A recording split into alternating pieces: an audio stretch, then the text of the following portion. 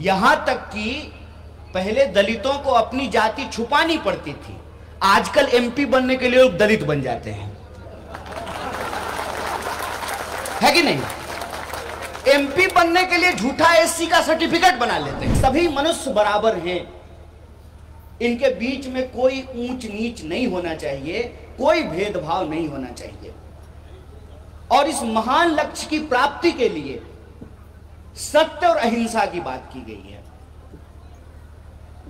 ऐसे मनुष्य को क्या हमको सिर्फ और सिर्फ 14 अप्रैल और 6 दिसंबर को ही याद करना चाहिए?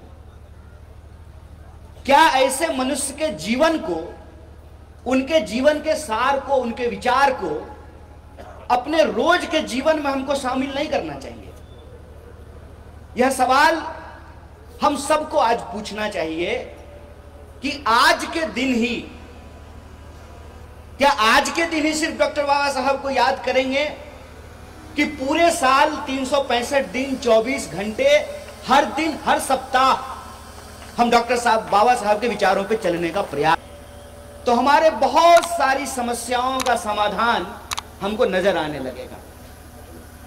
बहुत सारे समस्याओं का समाधान ऐसे नजर आएगा कि अपने आप आपको अंतर्विरोध दिखने लगेगा। सर अंतर्विरोध की बात कर रहे हैं। अंतर्विरोध आपको ऐसे दिखेगा कि डॉक्टर बाबा साहब भीमराव अंबेडकर के ऊपर भारत में तो कम से कम कोई राजनीतिक दल नहीं है जो 14 अप्रैल और 6 दिसंबर को फूल ना चढ़ाती हो।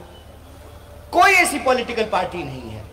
यहां तक कि पहले दलितों को अपनी जाति छुपानी पड़ती थी, आजकल एमपी बनने के लिए लोग दलित बन जाते हैं, है कि नहीं? एमपी बनने के लिए झूठा एससी का सर्टिफिकेट बना लेते हैं। 70 साल में ये यात्रा हमने देखी है।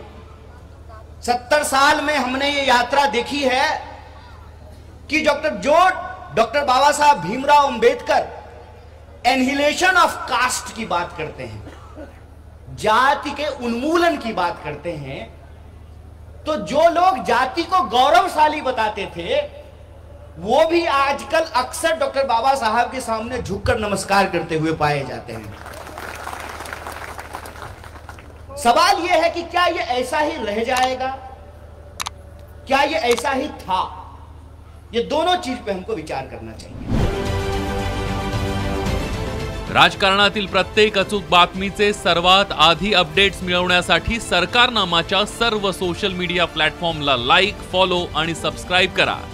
तसंच सर्व नोटिफिकेशनसाठी बेल आयकॉन प्रेस करायला विसरू नका।